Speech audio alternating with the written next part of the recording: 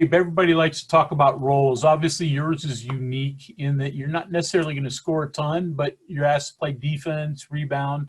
When did you sort of accept that that was going to be your role?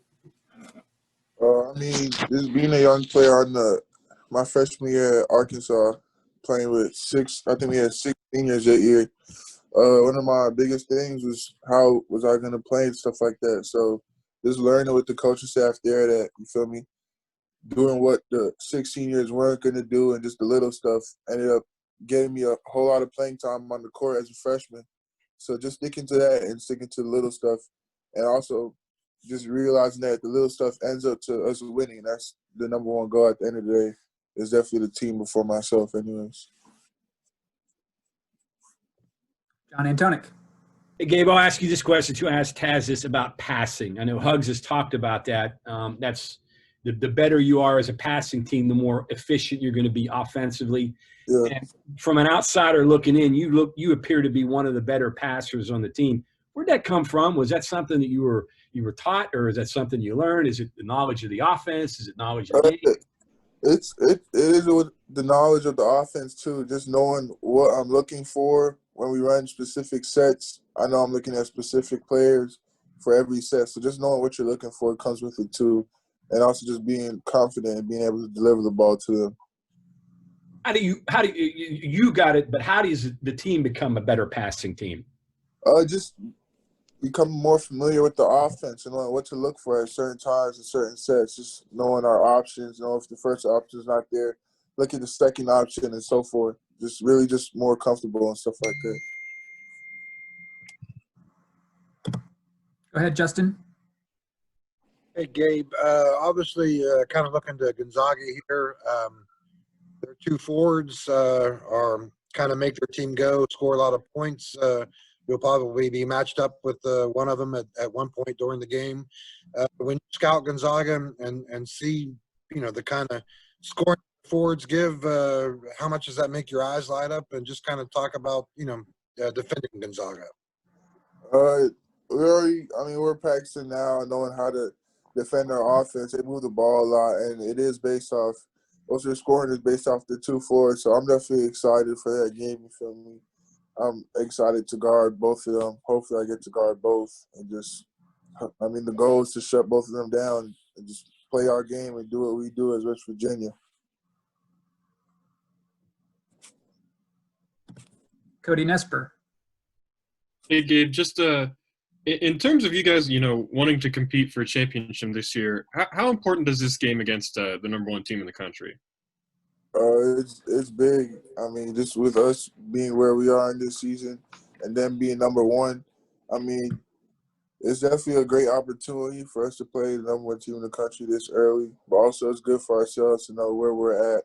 Because if they're number one, if the whole country's calling them number one, for us to go over there and play them, it's going to show us where we stand at and where our chances at a national championship. Because right now they're saying Gonzaga's the front runners for a national championship. So it's good for us to see where we're at in that conversation. Go ahead, Carly Nevis. Hey, Gabe, everyone comes in, a lot of college players, and they're the best high school player on their team. But you said you bought in really early that you had to do the little things. How much pride do you take in being a glue guy, knowing that you probably were the best high school player on your team and you kind of had to make that adjustment on the fly? Yeah, definitely. I mean, I've heard a lot of coaches say that too. I mean, being a high major D1 athlete, you're definitely the best basketball player in your high school team, and you come to a team full of 12, 13 people just like you. And some people have better talents at different aspects of the game. So just looking and finding where you could impact the game mostly, and that's going to lead to playing time on the court. So, I mean, I take a whole – and then doing the little stuff also, when you recognize it yourself, seeing you're helping your team, seeing teams win, or it's just taking a charge here or there and changing momentum or just getting stops consistently. So I definitely take a lot of pride in it, and it leads to winning, and that's a goal point at the end of the day. Like, I want to win just as bad as anything. So next is Mike Kazaza. Hey, Gabe, Taz was telling us about how you all learned about the Gonzaga game the day of the South Dakota State game. It sounds like some of y'all maybe saw the news and then Huggins told you at halftime. Can you take me through just what you learned and when you found out and what your reaction was? I saw it on Twitter actually first. I saw tweets. We were gonna play Gonzaga. We were facing Gonzaga, and that was in the morning, first thing. So as soon as we got to breakfast that day, I asked the coaches, "Are we playing Gonzaga?" They still weren't 100% and didn't really tell us anything until later on that day. But I mean, I was excited as soon as I heard us playing Gonzaga. That's the number one team in the country. I mean, that's an opportunity that teams pray for. So I was excited just off here, and since I woke up and saw the tweet saying we were playing Gonzaga, I actually thought we were playing them in South Dakota. Actually, I actually got happy. I was like, "We played Gonzaga today," but it wasn't. I ended up seeing it was later on. All right, that would have been a story, I guess, huh? Yeah. You got some run with the 3 guard lineups, and you kind of were in a position where you were facilitating a lot, which is probably right up your alley. But what do you like about playing in that 3 guard lineup and what it does for you offensively? I actually like playing that 3 guard lineup because I mean, the guards they placed us with. I mean, Taz and Sean, with them two, with me in the game, whether they're sagging in or helping off on whatever big I'm with, I could trust both of them to knock down shots. And they've been shooting the ball real well to start off the season, and it's really no shock to me because they've been shooting way better in practice actually and stuff like that. So, I mean, those are definitely the 2 best shot makers on the team consistently. So having both of them at the court at the same time is a big weapon. Greg Hunter. Gabe, want to take you back to your recruitment.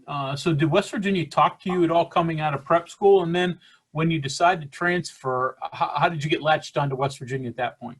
One of my coaches from Canada, Will Russell, he had a great connection with the assistant coach, Coach Harrison. So when I did decide to transfer and stuff like that, they were one of the first teams to reach out for me. And then just coming from Arkansas Fastest 40 program to knowing what West Virginia basketball is all about, the toughness, just playing hard, just everything about West Virginia, they're tagged with being tough. So out of the schools and stuff like that, West Virginia definitely caught my eye to knowing I could come here and play my play style and it'll match the team's play style.